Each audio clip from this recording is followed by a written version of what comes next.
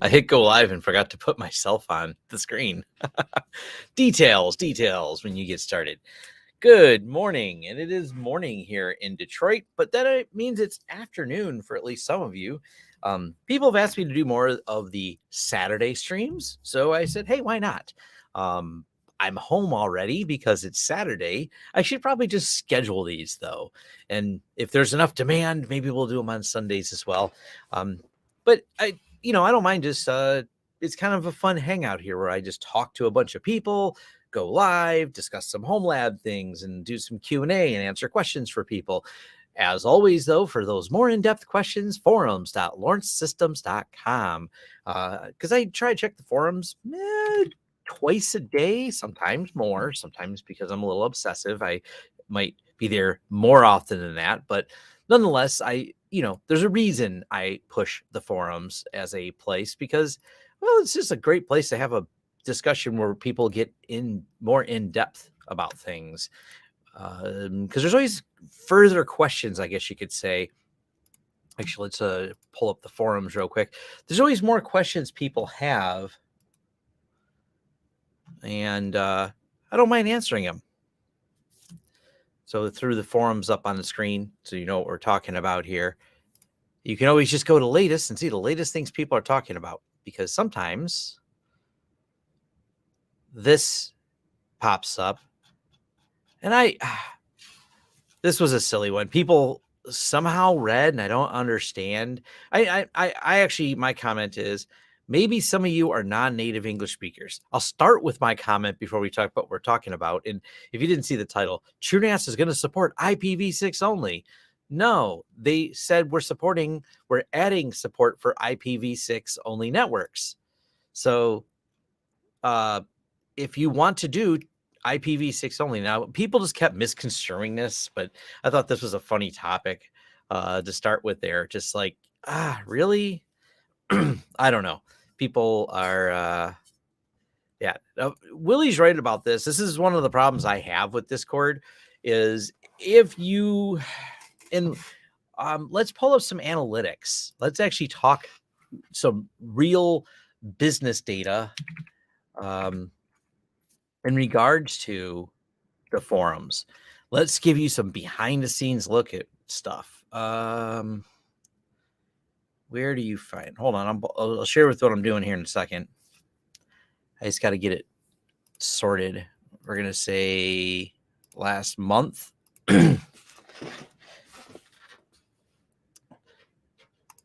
Share this tab instead. Hopefully that comes up here.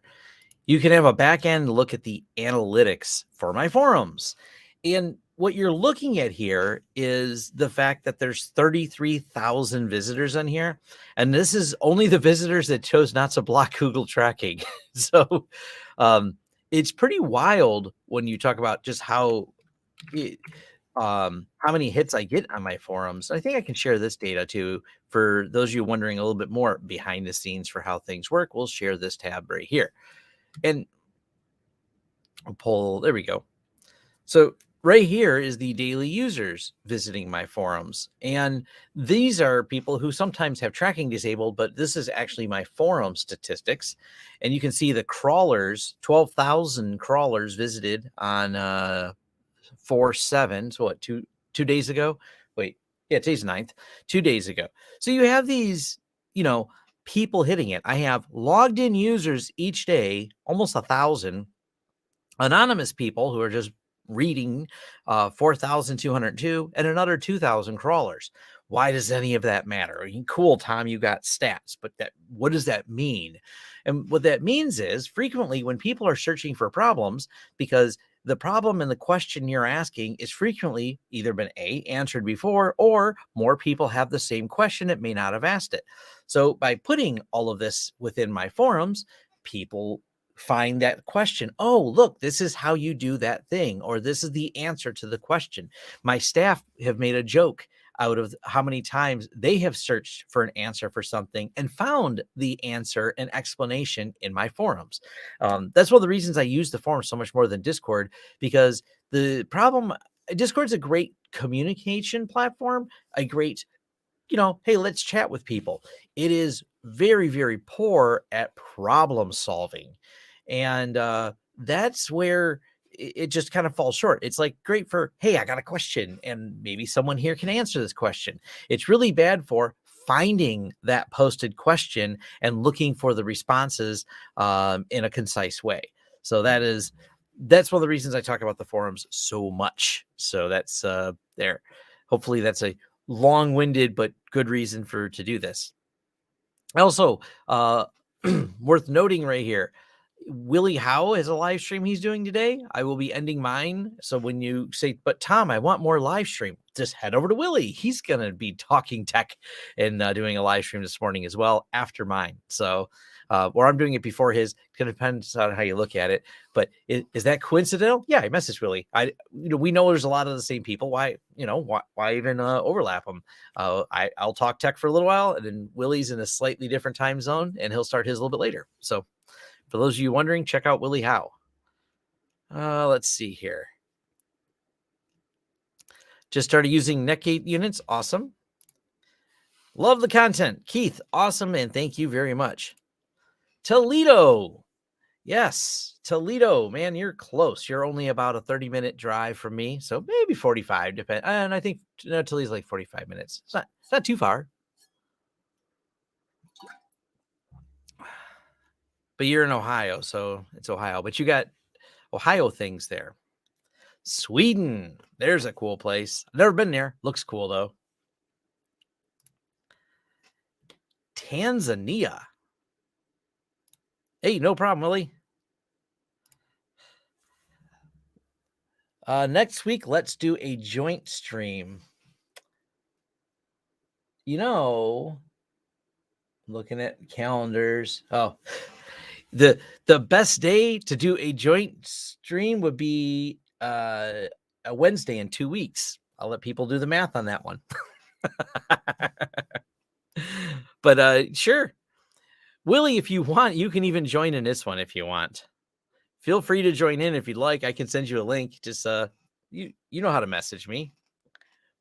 I know Willie well enough. He's got my phone number, so like my cell phone number. Because this is StreamYard, I can actually add more people in here. So that's actually a nice thing about StreamYard is I just send links and people can join. They can even join from their phones. So nonetheless. Willie found one of the internet funny numbers. The internet funny numbers. We need more internet funny numbers. Cody from Mac Telecom Networks. How are you doing today? Jack Daniels and coffee. No, not really my thing. Jack is one of my drinks, but I am not a day drinker at all in any measure or have any interest in doing it. So knocking out tickets. We'll be ready for next week. All right. Absolutely. Hey, Cody, impromptu, and if you're not busy, you want to join the stream here? I'm just throwing out invites, you know what I mean? Because why not? If you're interested, you can DM me. Cody has my Twitter, so you can DM me on Twitter if he's interested. Florida man here. All right, we'll go with that. I'm all right with that. Florida's where the fun stories come out. People are going around riding crocodiles or whatever it is they do there. Florida's an interesting place. All right, well, can't work you right now, but message me and feel free to join me someday. It's always fun to have more people on YouTube.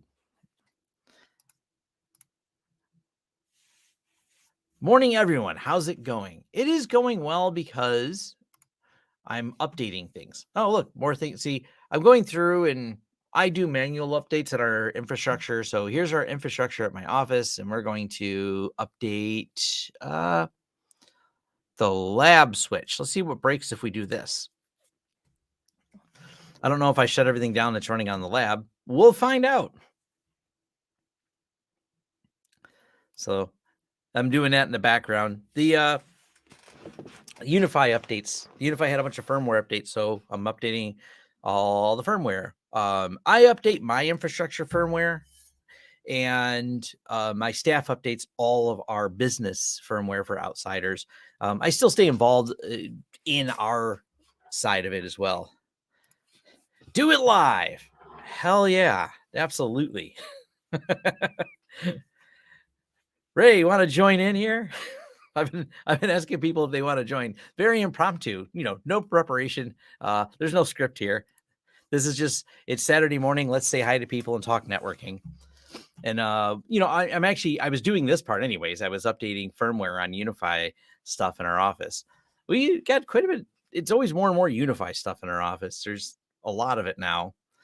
I have some real content I'm working on for later, but it's not later yet. And I said, let's say hi to all the people on Saturday mornings that tell me they can't do the other ones. Test in production. Of course I test in production. Who doesn't? Production on Saturday morning. I don't even think about updates until Fridays, just make sure my weekend's here. All right, give me a bit DM in the link. No problem. I will fire off a link to you right now, Ray. Where did Ray?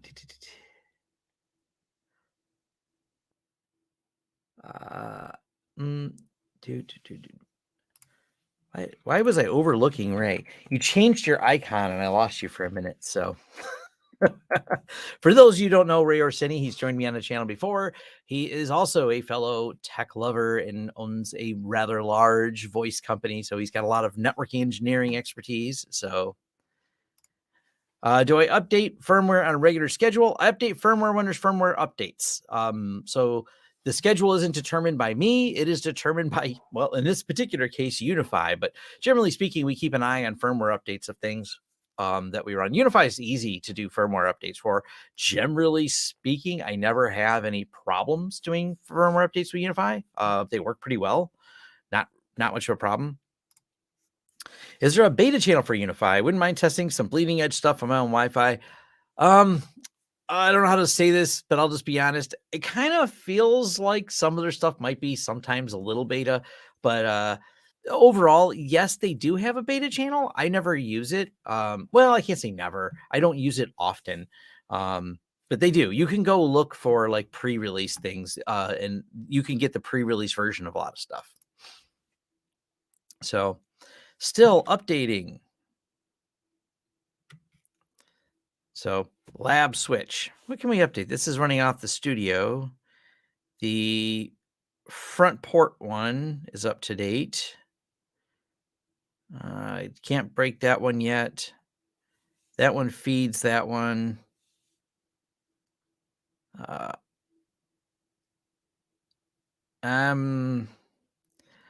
This one might break something, so I can't update that one yet. I have to shut down some VMs that run through those. Womp womp. Oh, I can update this one. There we go. That one can update. Let's just rotate through them all, right? Any recreation for asset tracking software in an SMB. So one of two ways you can really do this. The problem is going to be, how do you want to do this? If you want to do it with your, here, let me find it.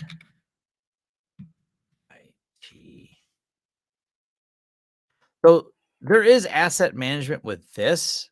This is pretty cool software. I don't use it. And the reason we don't use it is because we're using our RMM tool to track all the software.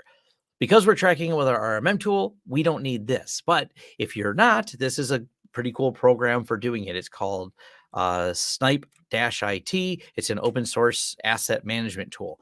But with us, when you're managing at scale, you need something that's constantly agent driven, updating and let me know the versions of all the software that all my clients have installed. And that's going to be our RMM tool does that. We use Ninja One RMM.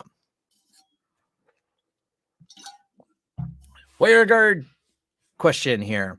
Hi, Tom. WireGuard Windows 10 client behind 3P, not handshaking 2PF Sense client. Works fine if not behind USG.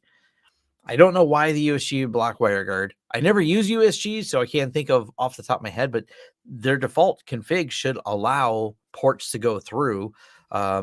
So I guess the other question is, are you having the port forwards? If you're port forwarding, make sure you're port forwarding UDP for what it's worth.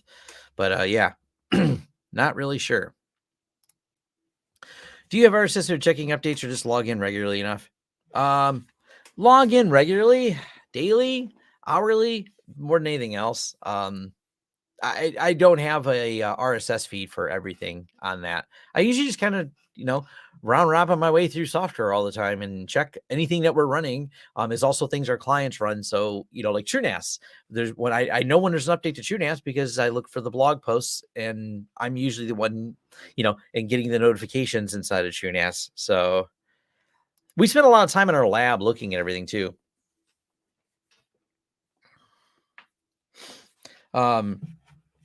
There's actually a discussion I was in with another one of my tech friends is how many people don't have a lab that work in the tech business? And I'm like, why not? We spend a lot of time testing things before we put them in production. We, even when we're setting up a demo for something, there's a whole process we use internally of setting up a series of computers, even setting up an entire Windows domain to tie things to prior to the deployment of something. So the your lab is not just important if you're a home lab. To me, the lab is equally important if you're in critical business infrastructure because you want to do some testing with any of this. Greetings from Australia. Awesome. UnIFi is claiming that pfSense blocking UnIFi talk, even though the device is working, has exact 10 seconds of data air inbound calls before the phone rings. There's all kinds of trickiness with VoIP going through firewalls. The VoIP protocols were not written well. They're getting better, but now that more VoIP systems support NAT, so it's better. But any modern system should support it. But we live in the real world where sometimes they don't properly support it. If you don't have a lab, you're doing it wrong, right? Why test in a lab? We can do it in production. That's the way our IT helper does it. Yeah.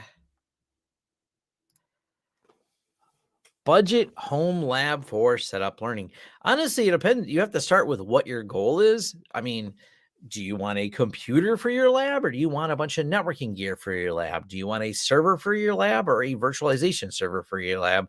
That's one of those broad topics. We have the Home Lab show where we walk through people getting started, but it still is very broad because it depends what you want to get started doing. I mean, honestly, getting used servers, cheap way to get into it. You know what I mean? That's an easy place to start for a lot of it. Hey, it's Ray. Good morning. How you doing? I'm doing great, man. One of those, I'm trying to do more live streams because I'm home and I'm like, if not, I'm going to screw around looking at memes on the internet. So it seems not productive. I was looking and said, okay, well, I can go wash the car and clean out the garage, or I can jump on the live stream. This sounded more fun. So yeah, I mean, I'm with you, man. Yeah, it's rainy today, so I have no desire to go outside. It's cold and rainy here still in Michigan. We had like 70 degrees, winter came, winter went. We had like a summer for 4 days and now it's back to 40s. So Nice. I'm really digging the Saturday live streams, by the way. Yeah, I like it's it. fun. Look at all these people on here. I get my European crowd because I get the US crowd Thursday nights, like how you do your tech bar and things like that. You get those, the US people in the afternoon, after work crowd. But I bet I see Australia, Europe, and everyone here in the comments. So Yeah, that's really cool. I was looking, I even saw some people like on the West Coast that were saying it was 6 a.m. I was like, well, some that's people not a early bad way to do it. Yeah. Well, me and you are both early morning people, so. Oh yeah. It's my wife looks at me like, who are you messaging at like 6 a.m, 5 a.m? I'm like, oh, Tom, he's awake. He's Yeah, that's when I get up and everything. So exactly. Hey, we see a good day from Australia. So how many European people do we have? We got some Canadians in here. Germany. Very cool. Yeah. Actually, Australia is where Tech Tribe is from. That's who sent me the nice swag. Yeah. A lot of people ask about communities for the IT business world. And Tech Tribe's definitely one of Nigel's just done a great job with that. Just hats off to him. Or hats Yeah, on they in have a your case. fantastic team. The whole team. I did a webinar with or live stream with them a while back, and completely unprompted, he sent me a ton of swag. He sent me like this nice Yeti, like that had my name on it and stuff like. But I've been in the group for a year and change, and really nice people, man. Just awesome group of people. Yeah. We got Hungary, Canary Islands, Netherlands, Portugal, Sweden. I love all this. That is cool. That is just the Orlando, novelty of the internet. is that Ireland or is Orlando something different?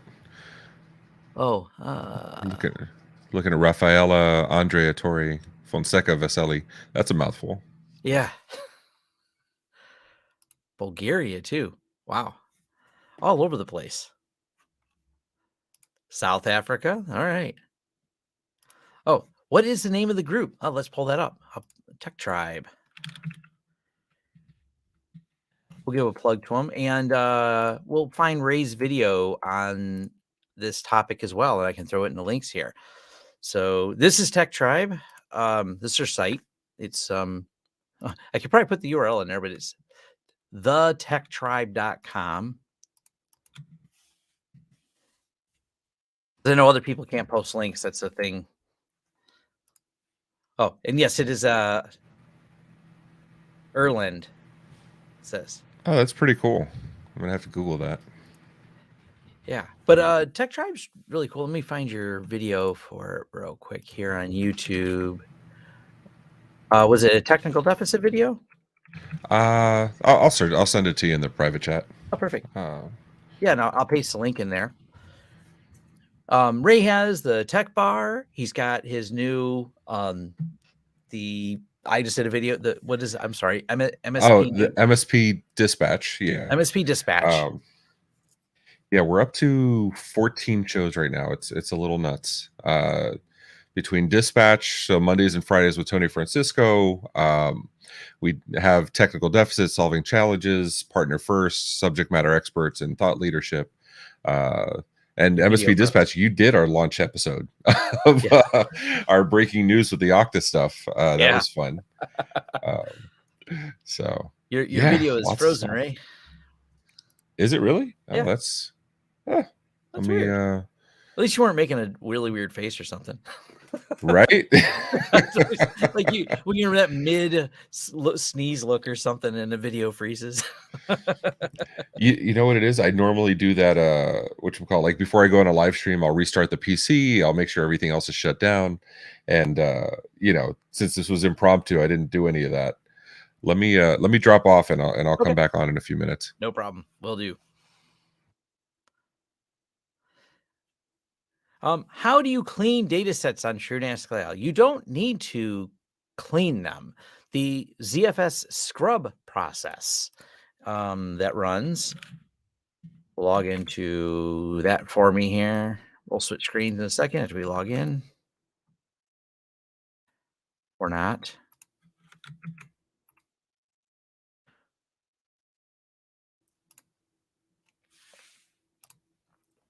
The scrub process that runs this runs every 35 days on my system. This is what actually scrubs and does data integrity checking. Whoops, why didn't it share that screen? We will fix that. There we go. So yeah, the scrub process is what does the verification checking and look for bit rot and things like that. Hello, I know you're from Australia too. You've said it before. I'm not trying to reveal. Not that I never reveal people's details, but I'll say Australia. That's a pretty broad area. As it turns out, kind of a thing I learned about Australia from listening to a podcast, and then was also from my friend, Brett.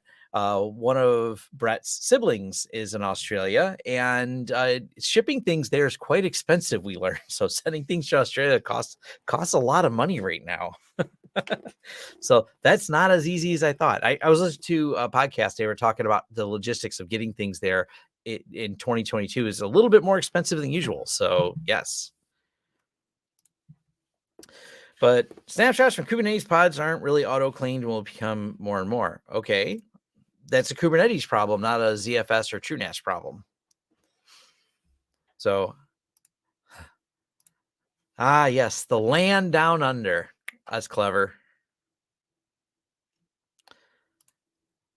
What hardware do you run TrueNAS on? We have a lot of different hardware. This particular system is actually a TrueNAS Mini. So this is, I'll zoom in a little bit, the TrueNAS Mini 3.0X with the fancy Intel Atom processor in there. We have numerous TrueNAS servers. The other one is a 45 drives Q30 server. That's this one here. And this one has a Xeon in there with 128 gigs of memory. So those are two of my TrueNAS servers.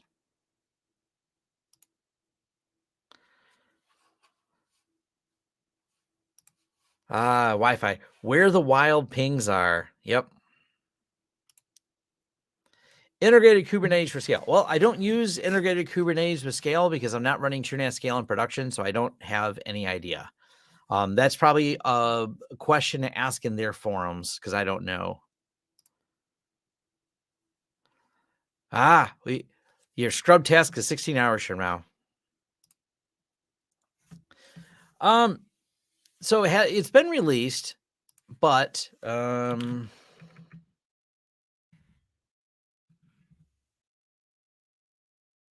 I do have a system.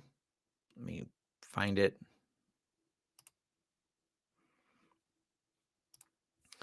I do have this system running DSM 7.1. I have a weird problem where one of my other systems doesn't want to load it. I don't know why. So that's kind of strange. So yeah, I've been testing it. I have three Synologies, and one of them doesn't want to load it. And I haven't really spent any time troubleshooting. It says it's not compatible with the beta I have of the Synology surveillance station. So for some reason, it doesn't want to load on one of my systems. Thanks for the great videos, IT General. Thank you for the donation. Much appreciated. Absolutely. I still need to add a NAS of some kind server for virtualization for my network. The two NASs the most have been Synology and TrueNAS. I mean, they're not the only ones in the market, but they're really popular. I have videos comparing them. I may do an updated video. I really like the Synology for all the amazing, easy integrated apps that come with it. I love the TrueNAS for the high performance and the ZFS. So I use both. They both have good use cases. Yeah, it's a pain in the butt to get stuff over here. You're also Australian. Yeah. Nerd senses. Wow. $565 for shipping. Yeah, that's true. Buying a 60 terabyte IX systems for work. Excited. Yes. They are a great system. Good morning on the weekend. And Ray is not frozen anymore. Yay. Let's see how long this one lasts. Yeah, technology. Let's see. Yeah, the DSM updates have been really interesting. I like all the Synology surveillance station stuff on them, but some updated, some didn't. Like I said, I haven't really dove into that.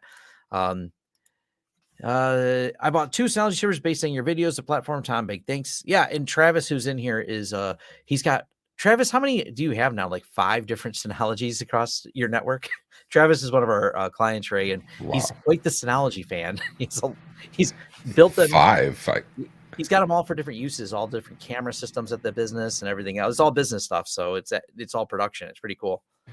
So what's the craziest thing you've ever seen on Synology? I hear like VMs being run and DVR systems are pretty common, but like what's the wildest thing you've seen the use for? I'm actually been shocked because we've seen some old Synologies really, really out of date at a big company running all of their virtual infrastructure. And I was like, it was a storage target for VMware, but I mean, these things were like, I didn't even think about Synology being bought like 8 or 9 years ago, but they were still running dust bunnies just hanging off of them. The Wow. front was covered. And I'm like, you ever have a problem with these? They're like, no. I says, anyone consider cleaning them? They're like, everyone's afraid to touch them because they're so old and no one's ever turned them off. So, Right there's that inflection point where you're like, yeah, I'm going to do daily or weekly, monthly maintenance, and then it's like, it's been running. Let me not look at it. Let me not touch it. You're just scared to do anything near it. But yeah, and yeah, that's how those were. It was there. I'm like, dude, you want new ones? Or like, we like these ones, so yes, we'd like to purchase some new ones, but we're not sure. We're scared to update, turn these off, or anything. The other IT guy set it up, and he's left years ago. No one ever touched it since. So overall, I've been pretty impressed with them for that. Oh, and here's the video. I forgot to throw it in the chat earlier.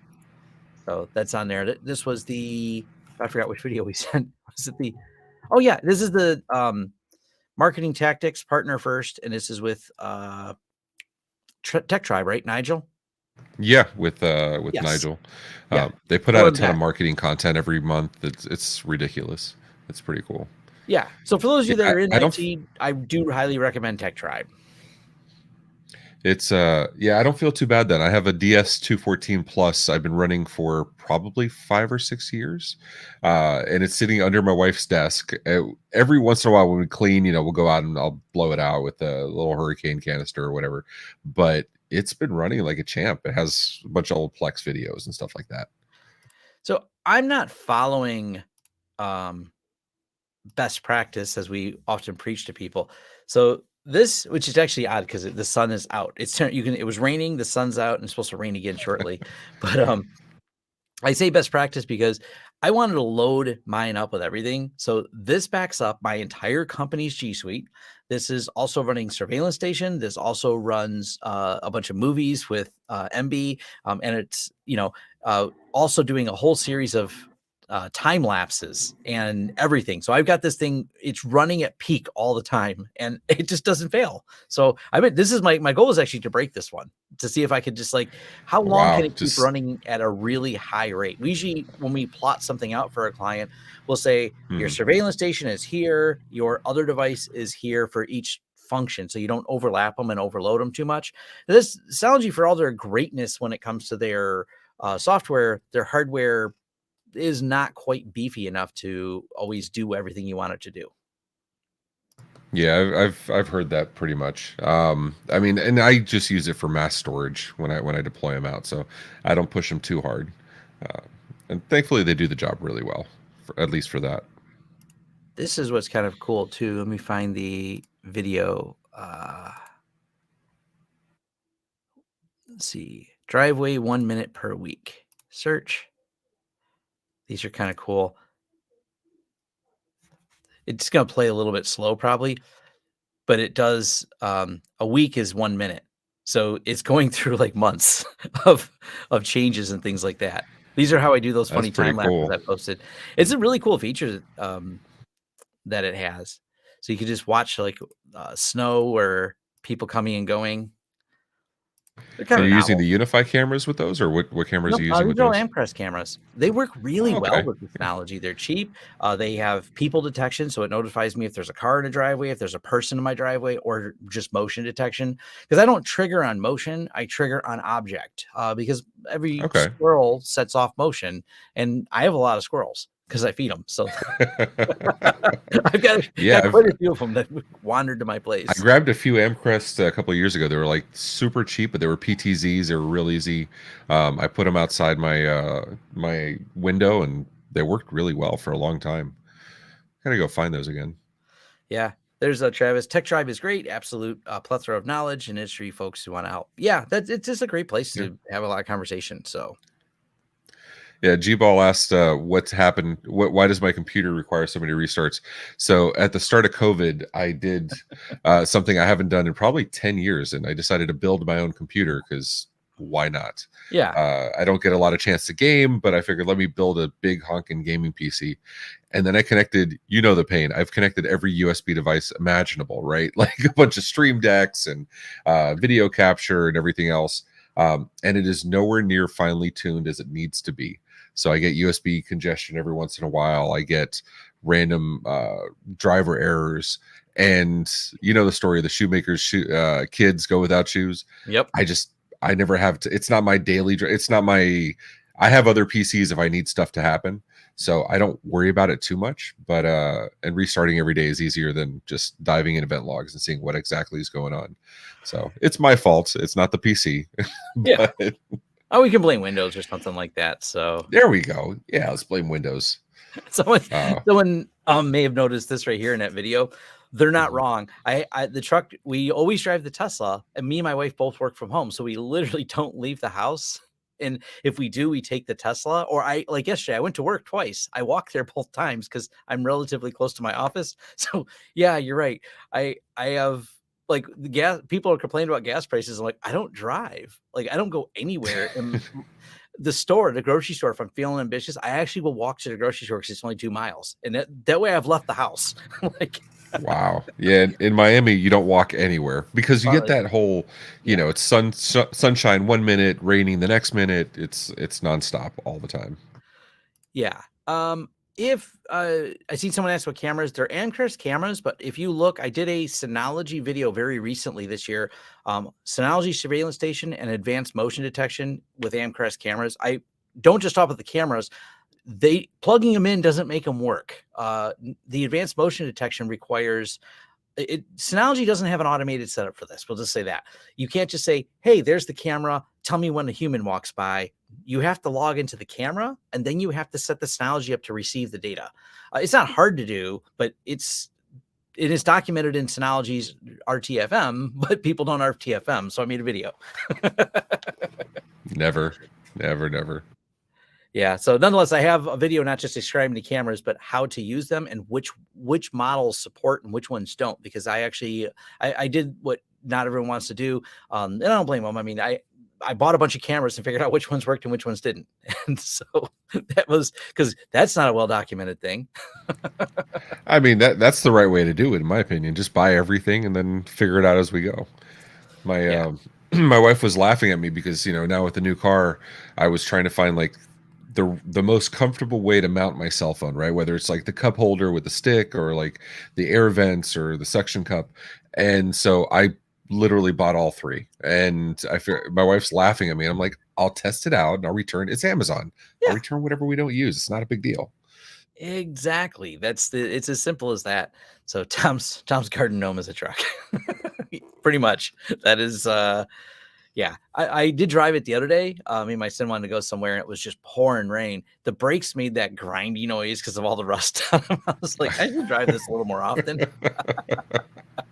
So yeah, it's just nature. You know, when you work from home and then your office is closed and then the grocery store is also closed. And I don't know. Oh, I know the pain. I mean, that's why I wasn't too mad at buying a truck with low mileage or low miles per gallon, because I drive maybe 15 miles a week on a busy week. So, Yeah. But then the Disney trips make up for it. So, yeah, every now, yeah. Then when you actually go somewhere. So, how far are you from Disney?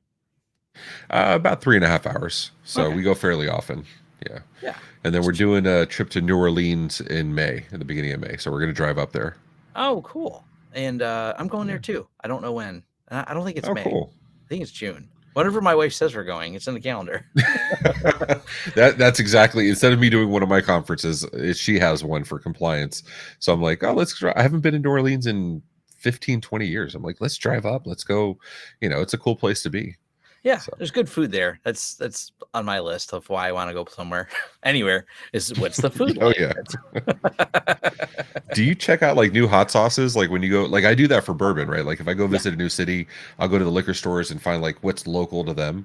So like, do you do that for hot sauces too? Yes, hot sauces. And my other fascination is potato chips. So if I travel, I always see if they have a potato chip I haven't had. So oh, cool. I'm Nice. a potato chip connoisseur. I eat way more than I should. They're one of my big bag of potato chips. I'm just like, we have a Better Made here, so I went to Detroit and actually I go to the Better Made place and get them fresh from the Better Made factory. Oh, that's pretty awesome. They're slightly better. They're better made. Yeah, they're better made. Yeah, they're really good. My friends who used to live here that have moved on, sometimes it's a care package they want because they're not very big outside of this region. So they will pick up a few extra bags for the take back home to wherever they live now. Let's see. I've Oh, heard of that brand. Oh, okay. Yeah, yeah. bettermade.com. That's pretty Yep. cool. The RS1221 can take a 10 gig card. That could work. Yes. Synology did a weird thing and kind of a dumb thing when I reviewed this. It's a rack mount, high end. It's one of their first AMD models. Was this one that I have, the RS221? And then Synology said, you know what? We're not going to put a 10 gig card in this. And we're like, okay, you're going to build I think it's an 8-bay rack mount, high powered, Yeah. but you're going to skip on that. But they left the slot for you to put it in, a slot, and they have no onboard NVMe. So Synology, I was confused when they did this. Later, they released a product to actually make a combo card that's 10 gig and has an NVMe drive on it for caching. So you have a combo card you put in so you can add the two features they neglected to build into the motherboard. Kind of a weird So way you now can do redundant power, but you can't do redundant 10 gig Ethernet if you choose to go that path. Yeah, that's what's weird. I mean, they didn't build Because I'm looking at the page, it talks about high availability, high reliability, but you build this stuff out. You mean you need two of everything, and that includes Ethernet if you're doing 10 gig. Yeah, it's just a weird design choice. Let me throw it up there. Yeah. Oh man, products. And the NICs are 1 gig, not 2.5 gig. Yep, not 2.5 gig either. So just weird design choices. Yeah. Yeah, this is the one I have. Here's a nice. Oh, this is a 3621. I clicked on the wrong one. Let me figure out which one is it. I have the 221. Where's that one at? Is it gone already? Is it a discontinued model? There we go. That's the one I have. But I mean, look at that. It's a nice box. It's rack mounted. It's got, you can, hot swap power supplies with 4 1 gig NICs. Really?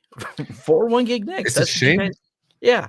I look at the design because it's so shallow. It would have been nice if they would have put the dry bays on top. Like I've seen Supermicro do that, so that you could use, you could stack them on the same rail, maybe put 2 or 3 on the same rail if they were top load. Yes. I've always thought that was cool too. When I like that. The one advantage of being short throw is those smaller racks that we put in. It's actually will fit in some of those ones that are usually cabinets just for network switches, like your MDF switch in a closet. You can actually, provided there's enough ventilation, because these things run hot when you load them up like I do. The thing's just a blow dryer on the back, and just with everything I have running on it, because it sits. I've been caught so many times using the little short boxes, and then realize like I'll get a deep switch or a UPS that doesn't fit in. It's like I learned to measure afterward. This is why you do the cabling stuff and I don't do that anymore. So yeah. So I see who was it? Somebody in the chat was saying that you can do dual 10 gig if you don't do the NVMe. Yes, you can get a card that has 2 10 gig ports on it. Yeah, but you kind of want an NVMe controller or speed. Yeah, caching, exactly. I know it's not the same. So that's a weird set of compromises. And there's no internal at all for SSD or NVMe at all? No, and that's what's weird. Why did it was, and I even told them when I reviewed the product and things like that. They sent it to me early for the review, and then I flat out, as soon as I seen the specs, I'm like, this is cool. Wait, why is it missing these things? That was the next thing I had to like take back to them. Yeah, because you guys, you're not going to need a drive slot just for caching. I mean, yeah. Yeah, especially, I mean, granted, you can put SSDs in there, but everyone wants the NVMe cache. I mean, especially, right. I don't know. We've sold some of these though as, obviously 1 gig is fine when you're just doing a bunch of cameras, but it's got a lot of power to just run cameras. So kind of a weird design choice. Let me pull up the other thing. So this is what we use. I really do, like you're saying, love the top loading. And that's how these 45 drive servers are. They're all top load. Oh, yeah. That is so cool. I love that. We've built these XL60s. So let me pull it. We built one of these for a client. It is so cool. It's got 60 drives in it. So 60 bays. Jeez. Yeah. So that's I don't even know what to do with that. Like I know CAD implementations, and I've worked with video production companies before, and they have these massive arrays of storage. It's just I look that would just be full of like Scrubs episodes with the original music or something. Like I don't even know what to do with that. Yeah, it can be a challenge. We still haven't filled ours up. We have this is my TrueNAS system. We just built this one earlier this year. We still have 245 terabytes to throw stuff in, so we got Nice. a few terabytes free. We're only Wow. 16 terabytes in of data right now. So you're pretty good on space for now. Yeah. Look at But creating videos, this what was is that? actually where my video archives go, along with all of the other stuff. And we're building a big new lab for things. So we're keeping more and more iterations because we have so much storage of all of our labs. So we can spin things up on the fly, like really quickly for demo purposes. Yeah, that's pretty cool. You got somebody here saying they have Pringles in their office. They have Pringles collections, John, Ooh. from all around the world. That's pretty awesome. That is cool. I didn't see that. Oh, let's see. Oh, someone else said too. PCI limitation to CPU choice. Yeah, that's a fun challenge. I'm going to work on a video on is PCI lanes. I have one of those cards that let me pull it up real quick so people know there are definite limitations, and I learned them. Let me. And going back to the PC issue of why it reboots so often, or I need to reboot so often, I'm wondering if it's not that. It's just a PCI lane between the 3080 and the Aver, triple video card, and all the USB ports. I'm wondering if I'm just exhausting my PCI lanes on my motherboard, Yeah, you can also which is a exhaust your thing. USB controllers as well. You have Oh to yeah, one thing that Evermedia recommends with some of their input cards is that you look at the diagram of the motherboard, figure out which USB ports go to which controller, and some boards have dual USB controllers. So you want to put them on separate controllers because there's a bunch of limitations based on that. oh yeah. And so we did this in one of our Dell servers, and this was setting up bifurcation so you can have 4 NVMEs on each card. We wanted to update our lab server to have we're doing RAID 0 on these because why not? It's a lab. So you take 4 1 terabyte drives, you RAID 0 them, you get nice 4 terabyte solid storage for your storage server with less than, it's actually -4 on, you're not worried about a drive failing. You got 4 times the Right. failure probabilities now of losing everything, but that's what makes labs fun, right? Make sure you get them backed up. Yeah, exactly. See But how fast you can go. yep, and there's a challenge with the way Dell handles bifurcation. We were able to get it to recognize all of them, but we couldn't get the peak rates out of them. So that turned into exploration of, and I didn't know this, just how your network will negotiate a speed for PCI or for network interfaces. Your PCI interface has a max potential and a negotiated agreement, and it can be driven by noise or data lanes based on which processor you have, and it will negotiate down to lower speeds. So we couldn't get the full speeds out of these NVMe, and there's like the And technical you notes of can't force diving the deeper into speeds. that. You can't manually assign the speeds like Nope. you can with networking. Wow. Yeah, it's really interesting. So there's a lot to going all that. So it's definitely Yeah. it's one of those deep dives into things. PCI Express lane limitations are super lame. Great question.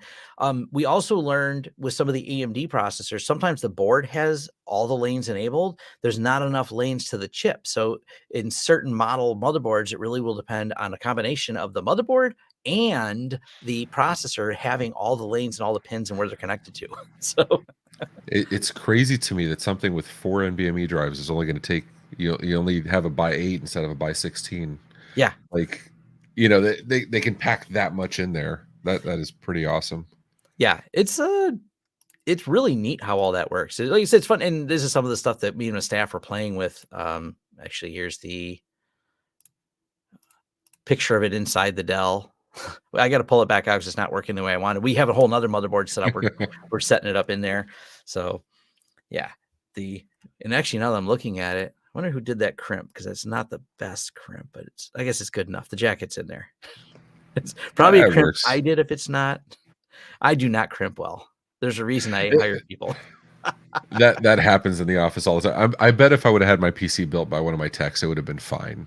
But Yeah. like, but you know how it is. You spend so much time doing other stuff, you kind of get out of the game of like I used to when I first started. Oh, this goes back way too long. But like when I'd bring on interns and we bring on new staff, we'd sit there and we'd lay out 20, pieces of Cat 5 or whatever we had. And we'd start timing each other like who could quimp 10 cables the fastest, right? And then we'd break out the tester or the qualifier and make sure it was all to spec. And I kept my record. I kept the top spot through like 2015. Now I don't dare do it against my techs because they're not going to watch this. I hope they don't watch this. Somebody's going to call me on Monday. They're like, "Oh, I saw the live stream, and yeah, let's challenge right now." I guarantee I'll lose. So Yeah, I never got wonderful at crimping stuff. I was better at it than I am now. I'm extremely out of practice out of it. I remind people when I do these videos and things like that. And it's also, I feel guilty when I show up at a job site. So I always bring food and things like that because they know I'm there to wander around with a camera in my face. I'm not actually going to do work. Let them do the work. But that's nice though. You bring the food at least. Yeah. I mean, that's cool. Yeah, I still try to be, that way I'm doing stuff and always ask them if there's any roadblocks. Is there something I can do or someone I can talk to make their job easier? Just kind of general good stuff to do on site because a lot of people don't realize in so much of what we do is offices with new construction. That's a big part of our project work. So there's always a roadblock. There's a foreman who's aggravating you. There's there's the discovery the people made. I don't know why I didn't think about this. The keys to the lifts. It turns out if both companies use the same lift rental company with the same brand lifts, don't even waste your time taking the keys out. They're all damn universal. Oh, And wow. when someone Nice. you're like, how do our lifts get over there? We have the keys. No, they're the same lifts. They borrowed, the electricians took our lifts one day. That's awesome. Yeah. But like what you say is absolutely right. Like I used to do this back in my MSP days. I always took somebody with me when there was like a major thing going on or major projects. I would go, they would do the work, and then I'd be the buffer for them, right? Because you'd have that office manager, the practice manager, whoever your point of contact is, and they'd want to hover or they'd have questions, and the work needed to get done. So I would act as that buffer so they could do their stuff. And then the client felt that they weren't being ignored. They got to talk and ask their questions, but the person doing the job was actually able to do what they were meant to do.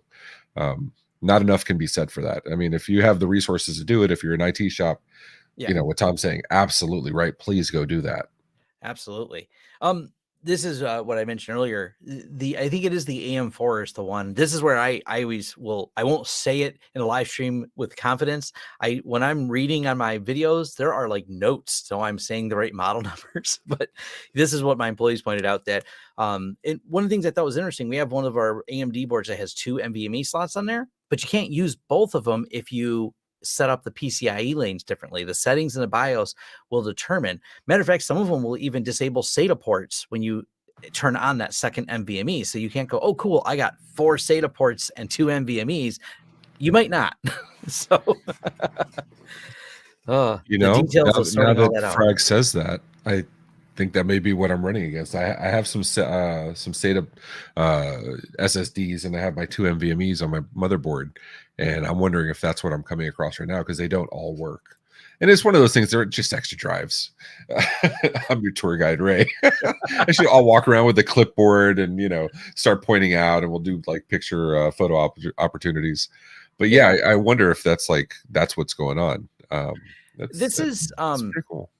This is one of my few years ago, my son was watching one of the YouTube gamers, and he had a video where he was talking about the heat he took for not building it himself in the computer. And he's like, look, this stuff's complicated, and I don't really have time to dive into what this is. I'm here to play games. I have content produced. He's really honest from a business standpoint. That's how it is. I have staff. I have one staff member right now that is deeply fascinated with hardware, way, way more than me. So that is his task because he enjoys that task. He enjoys telling me what PCI lanes work. I just parrot a lot of what he say it all the time. Yeah, no, and that's what I'm running. I'm running a Ryzen 9. It's absolutely AM4 platform.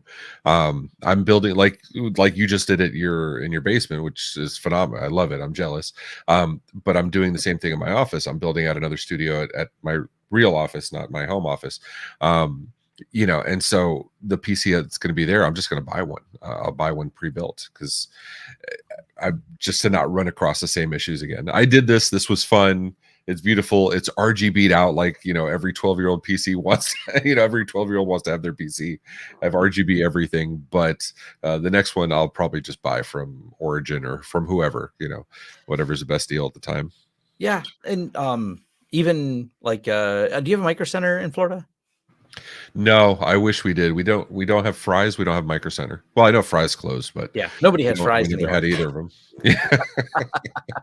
That was one of my favorite parts. I went to California with my wife because she's from there, and we went to LA 5-6 years ago, and we did all the stuff. We did the In and Out, and we did the Hollywood sign. We were in LA, and we did a bunch of other stuff.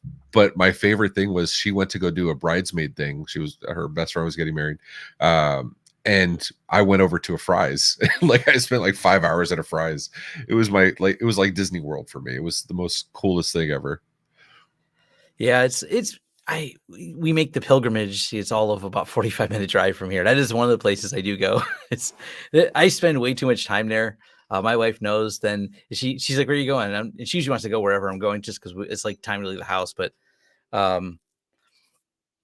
the trip there is always like, "Do you want to go?" And she's like, "You won't leave if we go there. You're just gonna look at everything and probably buy nothing." I'm like, "Well, I never know what I want. I just want to go look at everything." That's how I feel. I'm doing some projects at the house, and I'm telling Michelle, I'm like, I need to get some stuff at Home Depot, and she's like, "Well, why don't you just order so you can do curbside pickup?" I'm like, because I want to go walk around Home Depot and I want to go look at stuff. Like that's half the fun of going. Yeah, I want to touch all the keyboards. Yes, exactly. I mean, there's only fun. so many screwdrivers or so many like Ryobi 1+ tools you can get, but you never know. I want to go check. And I Ooh, got a that's fancy pretty. new keyboard, so I'm excited. It's the Rocat. Which one's I that forgot one? the model. I love this keyboard though. It's probably got a model number on it somewhere. You know why I like it? It's got a volume knob. Yeah.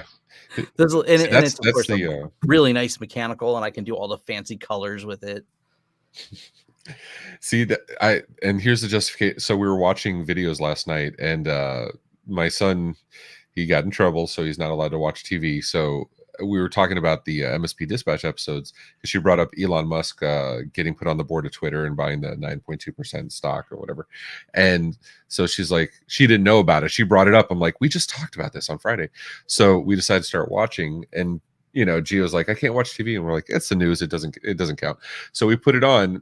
And then she's looking at my camera and she's like, didn't you do one of these with Tom? And we put on the video that you and I did on the Okta stuff. And she goes, his camera's so much nicer than yours. And I'm like, all you're telling me is I just need to go buy all the toys Tom has. So I want to thank you for justifying it. And now with the keyboard, I'll buy that too. And I'm just going to use your episodes as justification for everything. Yeah. This Rocat keyboard though, so as much as I like it, and I love that I can do full RGB programming, colors and buttons and things like that. And I don't usually, there's enough people doing keyboard reviews. I don't need to contribute to that noise because I like it. I don't have much else to say. I like it. My fingers feel good on it because of the way the keys feel. But it does have a feature that really made me laugh from a security standpoint, and that is the fact that they have this cool feature, so you can touch a key and it spiders out from that key all the different RGB colors. So from a hacker movie perspective, like if I wanted to do some B-roll to look like I'm really hacking, you got to add that Hollywood special effects. But I also thought from a security standpoint, I said, this is terrible. You can soda surf me and watch the keys because every key I type, it echoes out the colors like a splash in each one. I'm like, wow, you know everything I'm typing. How's the software? Because like I have a Corsair K57, and the Corsair software for management of RGB is absolutely horrible. It's nice. I can't stand it. I wish it had more features. You can set some profiles, you can set some custom colors. It's pretty basic, but it gets the job done. And it's been validated by Huntress. So turns out I have Huntress on my gaming computer that this is also attached to. And I noticed when I looked at the files they analyzed.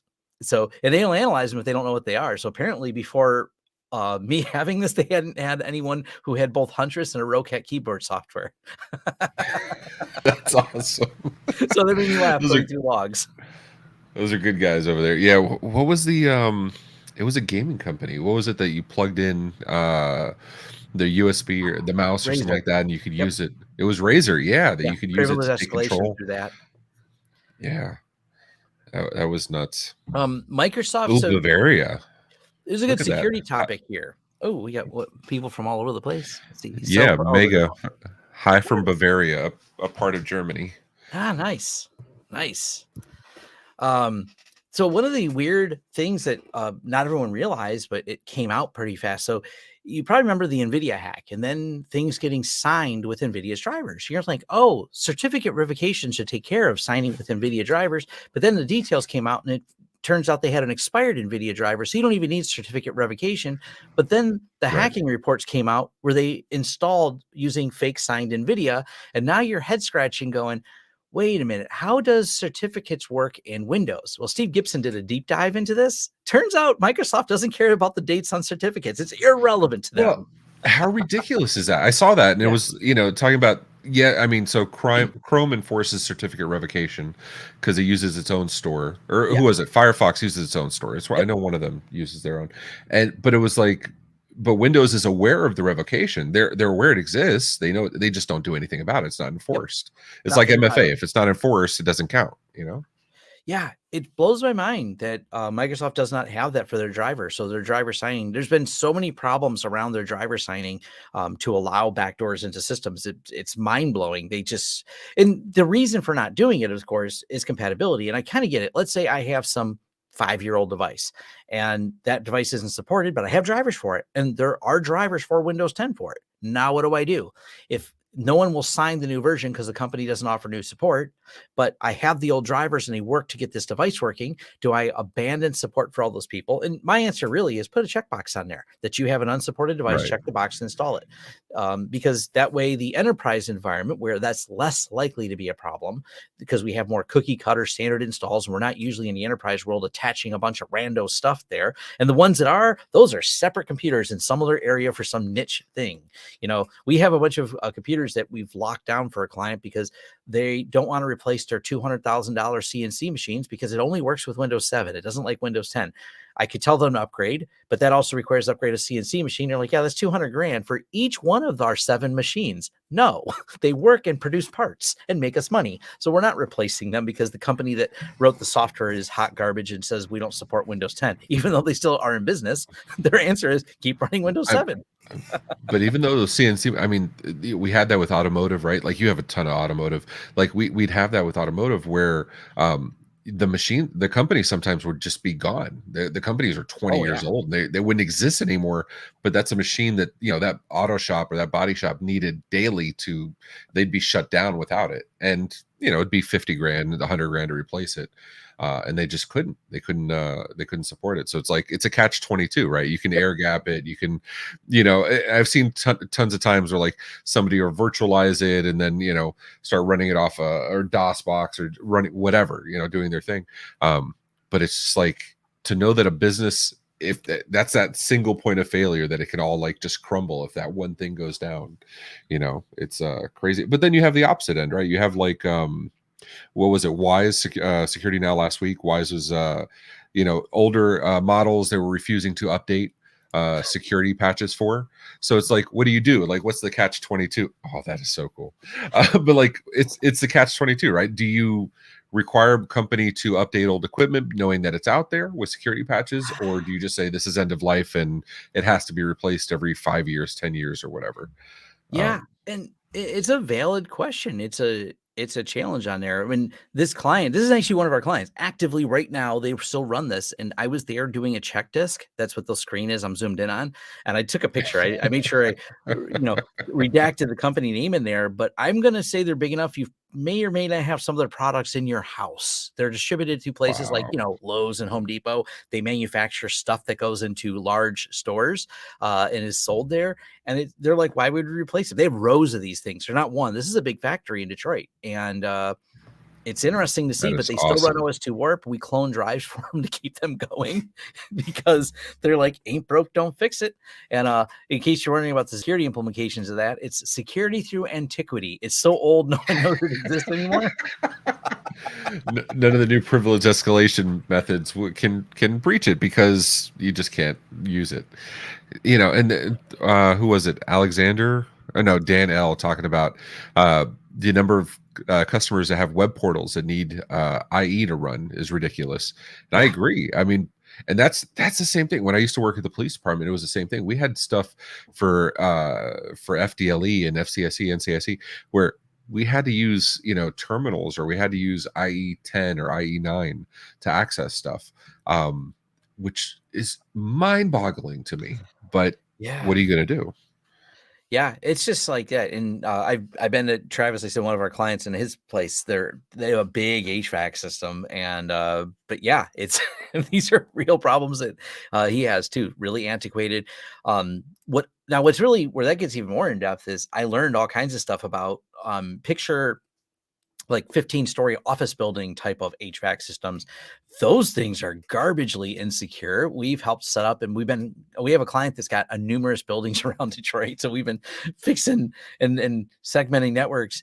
Well, the other interesting thing is the reason there's so much control over them, they have to, there's a law, OSHA says I think it's OSHA. I don't know who enforces it. You have to recycle so much air, because think about those office buildings, the windows don't open. So there's an air recirculation. And during the pandemic, they had to, because no one's in the office, they're like, well, we can save money by not recirculating air, because the recirculation of air varies based on number of people in building. So to get more Okay. this system's being set up with people counters to determine how many people are in buildings, so they can decide how much fresh air they bring in, because with fresh air, especially here in Michigan, it's either really cold or really hot out. So fresh air has an expense of conditioning it to be the office temperature. So this becomes this Makes sense. complicated machine that has to be constantly monitored, tuned, and tied to things like people counters, door counters, and everything else. So to think the HVAC system is just a simple, well, it just keeps it, a nice, comfortable temperature. It's insanely complex as we've gotten into this. Like the amount of network engineering and engineering in general that goes into this is wild. And it's a whole world I didn't know That's about. That is awesome. The what was it? Miami International Airport does that. They have sensors set up. So based on the number of people, they have sensors set up at bathrooms, Hmm. at the doorways, not inside the bathrooms, but at the doorways. And so they monitor for people, the number of people to go in and out of the bathrooms, and based on that, they know how often they need to refill supplies. It is super cool. And it's just like, yes, because it's cheaper to do that than it is to send staff.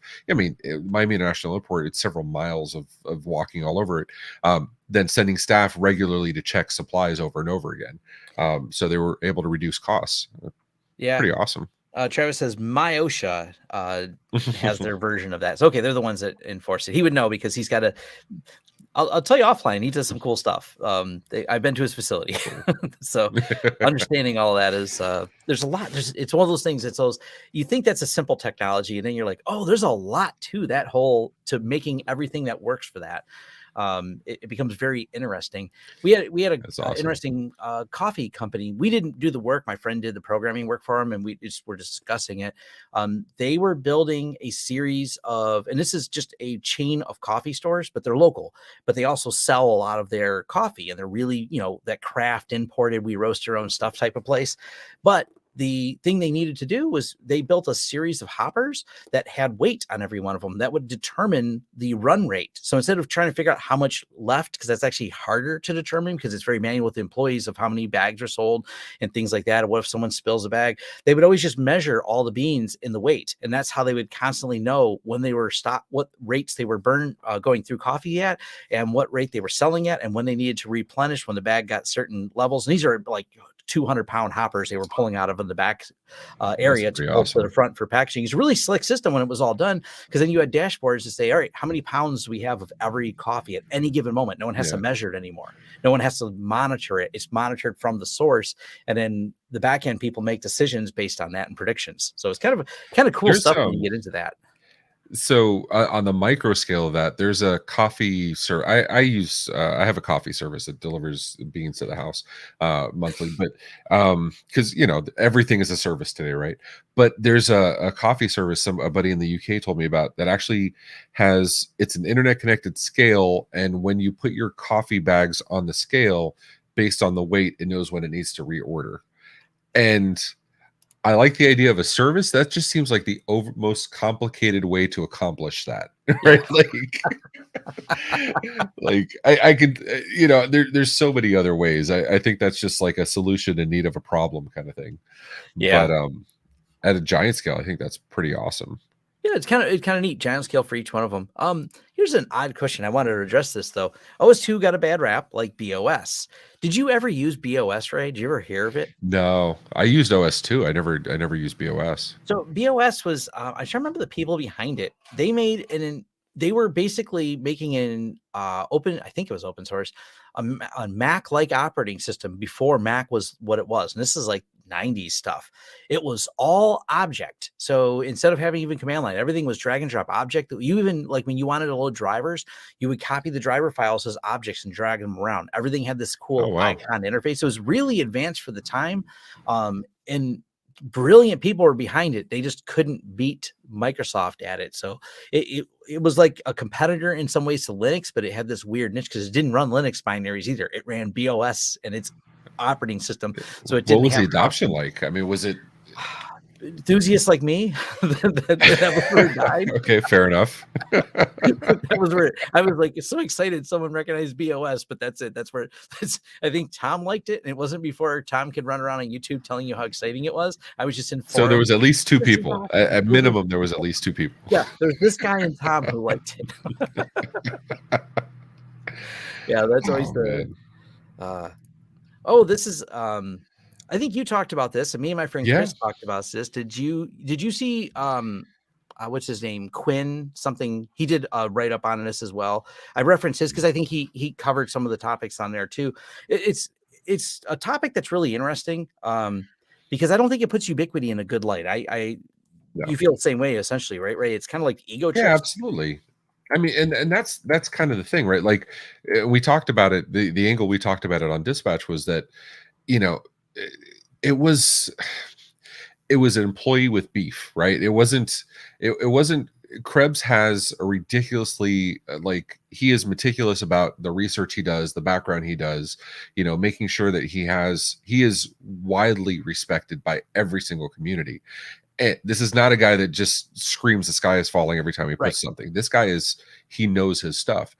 And this was a pissed off employee at Ubiquiti that went out and started spreading false things. And I can't fault Krebs for it. He was duped as much as UnIFi was, right? Or as everybody else was. I think they're trying to save face, but I think it's going to do more damage publicly than anything else.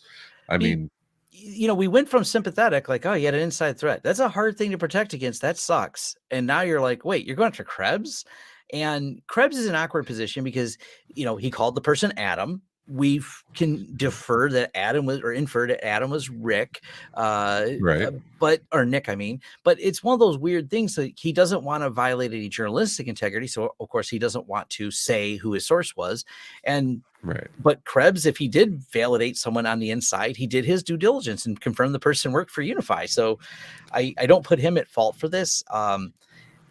It's a silly thing, but one of the things that's going to come out of it, I think, is what are the controls that they were missing inside? They're going to bring that to the surface because we went from feeling bad to one, but the fact that anyone has access, the person who has access to change settings in AWS should not have access, and this can be set up to do any log changes. So the log system should have some immutable place it goes to for security reasons that no one can touch. And when he did the log trigger, that should have triggered something. They also should have had some triggers when, the VPNs, the privacy VPNs, Surfshark being a popular one, those are on a list somewhere. I have a list of those. Oh, yeah.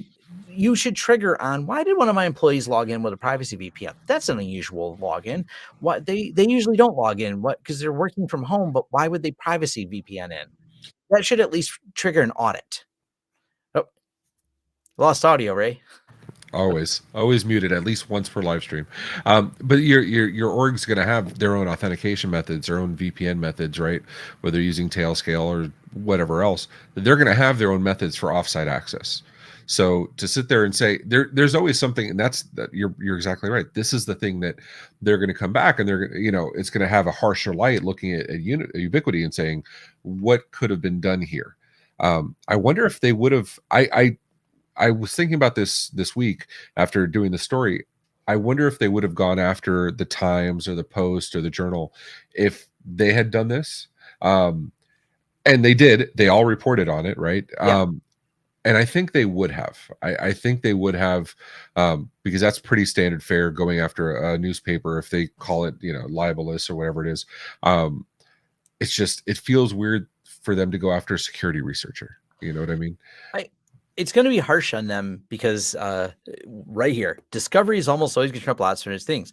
Craig knows what questions to ask. He's going to ask a lot. They're going to bring in, and the juxtaposition is going to be your security controls were inadequate. And that's going to be the angle they're going to come at them with. And it's Ubiquiti. This is all going to become public record. So we're going to find out just how good their security was or was not. And that's going to do more damage in a lot of tech people's eyes if they weren't doing adequate security controls. I don't see this ending well. Yeah. No. And then the opposite side, I sent you a link in private chat. It was, you had Fox that leaked 13 million records, and that was just an open folder, an open internet accessible folder. They didn't say it was S3, but but we've all heard about the S3 buckets with like bad permissions or default permissions back in the day. But this was 13 million records of newscasters, staff, famous people, guests that have been on, their employee IDs, stuff that's going to be used like the MailChimp breach, stuff that'll be used to phish, right? Because that's that's the best use for this stuff. And then Fox doesn't get the same coverage, right? It was very hard to find this coverage on the other news sources. But yet UnIFi is plastered all over the place. And I wonder what's the difference, right? Fox is much bigger. So what's the why, It's kind of, I think UnIFi, because us tech YouTubers have talked so much about it. It's a popular product. It's got a $10 billion or $12 billion. Well, actually, since Krebs, at one time they were like $14 billion. Now they're at like that, because of Krebs allegedly. So, oops, whoops, their market cap. Elon will invest in them and they'll go up 22%. So. Yeah, I think that's it's the same reason that anything that happens with Elon Musk, the tech people take to the keyboards, get their caps lock ready, and hammer out words. Just, I think that's a big part of it. So when other non-technical companies get breached, it's less, you know what I mean? Like, of course, they don't know what they're doing. Yeah. It's like this. Oh, look, a company that's not tech by nature did something right that goofed up. They're getting a pass, even though, Fox, they have to have some significant IT infrastructure. Oh, yeah. But I think you're right. They're getting a pass because they're not a tech company, right? At its core. I remember the Sony breach a couple of years ago, right? The Sony, where they knew about what was going on, right? They what was it?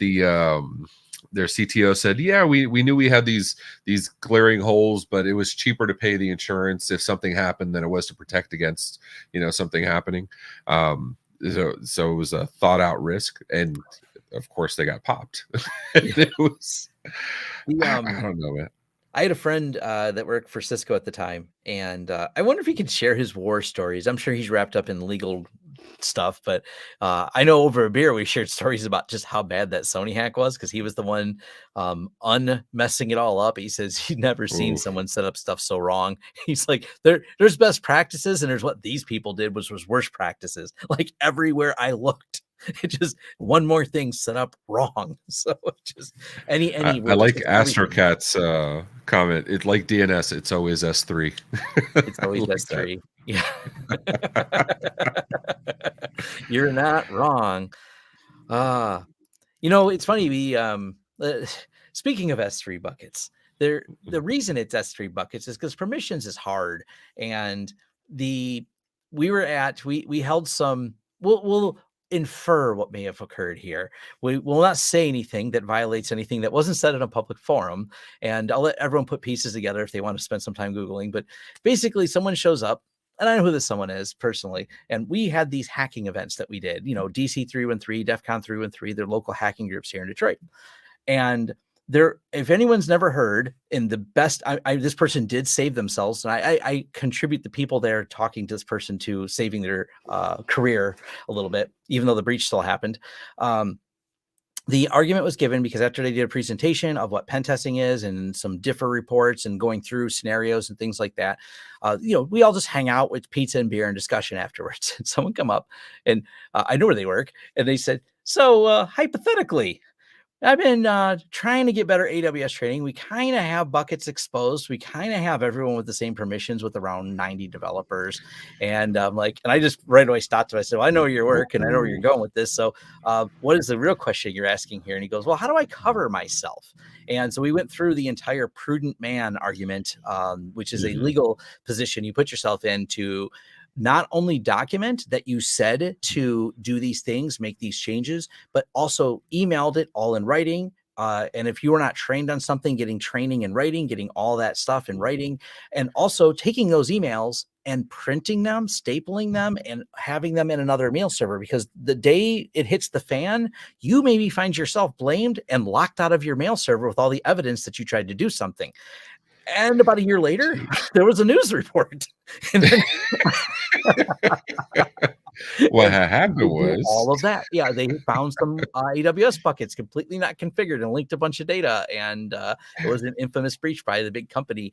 And so nonetheless, it was fun because he actually did everything we said. It was fun talking to him. for him. He made his exit because he said he actually exited just before the breach, but he was still realized even after you exit, they're going to point at the person that left. He's like, nope, for sure. I did all my stuff. I documented everything you guys should have been doing. I put it all in writing. I left. I got a job offer and I ran, and I had a folder that says, in case you call. What do they say when you getting ready to leave an IT job? You have the 3 envelopes, right? One that blames the next guy, one that blames the last guy, and one that's you're quitting or whatever it is. Yeah. Yeah, Stephen hit it on the head. S3 is more than checkboxes when permission policy is done. Steve Gibson calls it tyranny of the defaults. And S3, I don't remember, they changed it last year or when was it? But it used to be just default open. Everybody and their mother could just open, browse a directory, pull up a listing, download any file. I don't think you could post to the bucket by default, but you could definitely read from the bucket. And they changed those rules. I think it definitely less than 18 months ago. But they changed it. So now it's a little more secure, not enough. You still need to go through and fine tune. But, people, it's so easy to just click, and you have an S3 bucket. And then it's like 40 more clicks or scripting or a YAML config, if you're doing it right, to actually, secure it. And that's the part that gets skipped. Yep. If Krebs himself was duped, I think he'll be rethinking his own vetting method. I don't think so. And that's because it's really hard. If someone says they work somewhere, you can easily vet that they work somewhere. The weirdness is when an inside actor who's the one performing the bad actions also contacts journalists. That's a rare case, and also a great way to get caught and have more evidence against you. So I hopefully there's not that many more stupid people. And I kind of have an anecdote I'll leave you with, because I remember this being one of the funniest but horrible things that had happened when I worked in trucking. Is we had a truck that wasn't moving. I used to be IT manager for a big transportation company. We had a fleet of over like 600 trucks. One of them wasn't moving. And we found out, we had, called driver, hey, you're supposed to do something you're not doing, like driving the truck to its destination. And he's like, well, it's part of a police scene. And we're like, was there a wreck? We didn't hear about a wreck. And he's like, it was a shooting scene. We're like, oh, okay. That's what does that mean exactly? And you're like, well, the police are here and they've got everything taped off until they clear the scene. My truck is sitting in a parking lot where the shooting scene happened. And then we just never heard from the guy for a long time. Like, then we had to go get the truck. and we found out it had been towed. And turns Mhm. out he was absolutely right. There was a shooting scene. He was doing the shooting and just didn't tell us.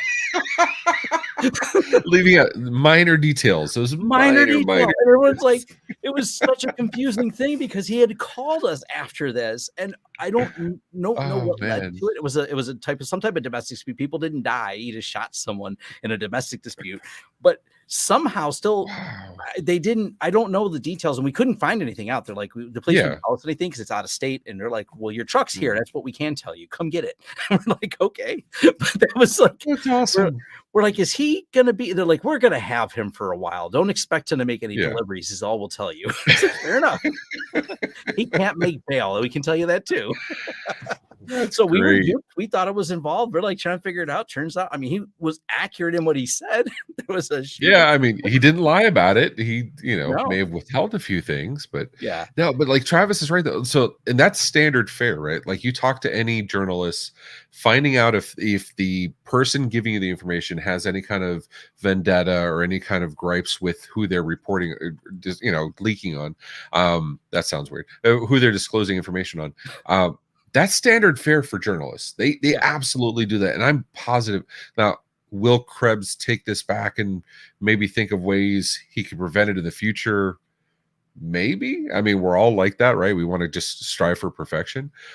But, as far as like, I'm confident to say, without knowing whatever his methods were, I'm confident in saying if they got him that same information, I would have been got to. Yeah. Like I'm giving him the benefit of the doubt. He's earned it up to this point. Yeah, the good news inside is as much as people who've never hired employees have this big worry about trust of their staff. Honestly, though, in the longer you're in business, the more you realize, and just the statistics are there to back it all up. Statistically, people just come in and do their jobs and don't want to, even when they're angry at their employers, they rarely want to go all the way to doing something that could land them. I mean, hey, this dude's facing some prison time, not a little bit either. Yeah. Like this is going to be a life changing event for him. He's probably not, especially think about the taint this leaves on his record in general. Do you think he'll ever get hired at a tech company again? No. No one's going to ever. He can't get hired. Who's going to hire him? Period. Like with any amount of access. So like sitting there and saying, okay, I've dedicated my life to learning this and I've built up my career, and that's gone. I mean, you have the jail, the prison time, you have your loss of career going forward, and all this because you have a gripe against your employer. That like you said, it is. I was there. You're right. My first companies, when I first hired employees, it's like, do I give them access to this? And we do that to a good bit now, even though we exercise zero trust and all the other things. We still stagger depending on the employees, their maturity in our company, right? So as they, we have our onboarding process, and as they go through each phase of their onboarding process, they're given access to different things during their onboarding process. So they only have access to the things they need at that phase of the onboarding process. So even with that, and that's never bit us in the ass. It might at some point, but it's protected us. And I want to say it's been unnecessary because, like you said, employees want to come in and do their jobs, especially new employees. But we just do this out of an extra layer of care, and it's worked. But at the end of the day, the information leakage is more from dumb, forgetting to set security permissions than it is from malicious employees. At least in my experience. Yeah, it's just principles of least privilege. I mean, I've talked about Brett a lot. Brett, it's funny, Brett runs the company. Brett has signing authority on things and pays bills. Brett has no access to our documentation because why would he need it? It's not necessary. Right. Even with our RMM tools, Brett has a read-only account because the only thing he needs to know if something's in there, maybe when he's talking to a client and it's how he gets access to reports, but that's it. He can see reports, but he can't make any changes at all. So because he doesn't need to, and it's not that I don't trust him, it's just there's not a need for him to have access to those aspects, so we don't grant it, even though he is at a executive level permission at my company in terms of what he actually functionally does. He can make payroll changes, and, but he doesn't. That's a perfect example. Yeah. So payroll, I'm the CEO of the company. My wife's CFO. We have other executive leadership team. most of the ELT doesn't have access. I have access to network and infrastructure tools because I also serve on the technical side. I oversee the technical teams, but even that, there's certain things I purposely don't have access to. We have break class accounts, of course, and multiple people. But on the finance side, I don't have access to run payroll, nor do I know how. There's documentation on how to do it, but I don't have access to the systems. Everything we do, if I were to need access to a payroll system, we have a documented change management process for requesting access. And I do it on purpose. I'm not going to run payroll. I'm never going to run payroll. So why do I need access that I can have credentials that could possibly be compromised to go, do something bad? There's no need. And it's weird, right? From a small business owner, it's weird to say, I don't have access to something we own. There's something mentally that doesn't click with that. But at the end of the day, it's not necessary. You know what I mean? It's better for the protection of everybody. Yeah, it's almost one of those things you have to like set egos aside sometimes, as hard as that is to do, and just say, hey, this is how we're going to do this. Also, I'm going to mention we're going for about 10 more minutes. So I told Willie I wouldn't cut too much. Willie's starting his live stream soon, and I told the audience I'd send him over to my friend Willie. We have a big audience of overlap, so I was like, go watch Willie's live stream in about 10 minutes. I think he's starting a little bit after 10. And I'm actually going to do a couple real videos. That's on my to-do list today, is to sit down and finish a couple. I'm like, have so many things started right now. The typical entrepreneur thing. I started 5 projects. I should probably put one of them out. Oh, you don't want to see my Rike list. We use Rike for project management. All the blogs I want to write, all the videos I want to make, like all the content pieces, besides all the other business stuff. Like I have a private list in Rike just for that. And that list, I think, is 300 or 400 items now at this point. It's ridiculous. It's but you actually get stuff done. My stuff stays at like 40% at this point, which is why I just keep hiring people. I'm like, they'll do the work. So yeah, but no, I'm making more inroads to accomplishing more, though. I've been trying to. I realized this guy is the one that keeps starting more projects. So I've been trying to focus on finishing and moving forward before I start the next one and things like that. That's an important thing. But before we go, let's talk about where to find all Ray's stuff. At least so there's, you got MSP Distrats, you got the Tech Bar and all the other stuff that's at the OIT VoIP channel. So definitely subscribe to Ray's channels. So everywhere we're sending now, let me see if I don't screw it up. We're sending everybody to youtube.com/MSP Media Network. I'll send you the chat if you want to throw it in so we're sending there. That way yes, I run my VoIP company, but we're doing the media stuff separately. And just trying to get content for the IT world out there. Ray, do I do music? Yeah, I used to back in a previous life. I did DJing. I did a lot of sound reinforcement, studio engineering, public speaking, that kind of fun stuff. You couldn't tell by Ray's voice and a nice mic he's got. Yeah, but MSP Media, and we're always looking for shows and new content and topics. So follow us, and absolutely.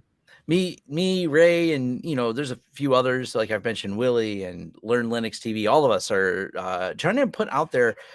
We're all coming from the perspective of real world experience, and Ray's in that list because he's actively CEO of business, involved in other projects related to tech, advisory roles, and things like that. So you're not someone who's just trying to become a content creator, because I've seen a few people do that, like they exit the business and just want to create content. I think the content comes best when you're in the business, because people have asked me, is there a subscriber count at which I sell my company or leave it? I'm like, no, that's my content is driven by what I'm doing in the company. Because if I become a full-time YouTuber, you go and look at the content you create, you sort by most views and most money made, and you just keep making more of that. And that's how you watch channels niche down into only popular content on their channel that gets the most people and the most views, because that's what you sell to advertisers.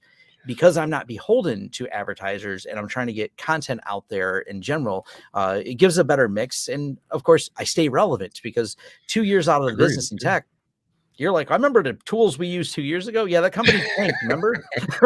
I remember when we were crimping Cat 3, and you're like, what? Yep. Yeah, no, I agree 100%. It's the same reason every once in a while, I know I'm not supposed to, but I do it because it's a nice release. Every once in a while, I'll dive into some tech tickets. I don't need to be doing it, but Mhm. it's a way to keep touch with it. We run the business so I can talk about things that are relevant, and I never want to manage employees that do things that I don't know how to do myself. I don't need to be the expert. I don't need to be the best person at it. I just need to not. My concern is always I don't want to ask them something that I don't know, that I'm talking out of my butt, right? Like I don't want to ask them something that's impossible just because I think it should be doable and it's not.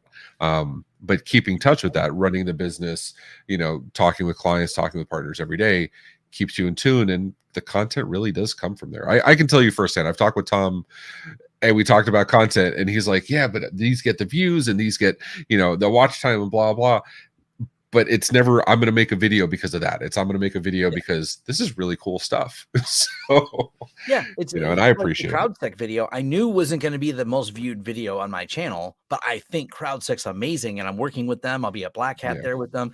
Like I'm really behind that as a project, but it's not for everyone. It's not everyone even needs it. This is not the tool that everyone needs to run. It's niche. Do you host servers? Do servers that you host run WordPress or Apache or Nginx or other services publicly exposed? Well, those are that niche audience that should use CrowdSec. It's not a home user thing. It's not even really a right. home lab thing. So I know it's not going to get the views once people understand what it is, but that doesn't mean I don't think it's important and better to bolster security. So I'm excited about it as a product.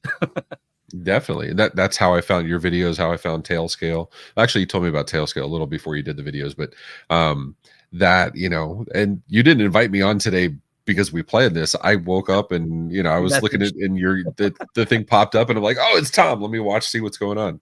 So, I know it's always appreciated. I agree with you, Stephen. CrowdSec will be a big thing. I think it's very, very smart people doing very smart things, Yeah. which is cool. Yeah, they're really smart. I've already met with some of the executive team. For those of you who didn't know, I made sure it was full disclosure. I was already signed up for their partner committee before they announced and before I did the video. So I already knew all that was coming because I've been working on the back end, understanding some of their business model and things like that. So a great tool that's like once I seen what they're doing, I'm like, my first thing is, how did you guys the first one to make this happen? That was when I really dove into it. I'm like, there's a simplicity in it is why it's so good. It's so easy to use. And so, I mean, granted, there's a lot of engineering that made it easy to deploy, but the concept is relatively easy for how they're doing it. So just, But those are the best tools, right? The Mhm. ones that that focus on the need and then make it easy to use it. Because if it's not easy to use, you're limiting your potential audience. I think you have a new niche. If you wanted to start a new thing, Brian's talking about you doing ASMR. Uh, Astercat says you can do installing RAM, crimping cables, Oh plugging yeah. in plugging RJ45. There's got to be an audience for that.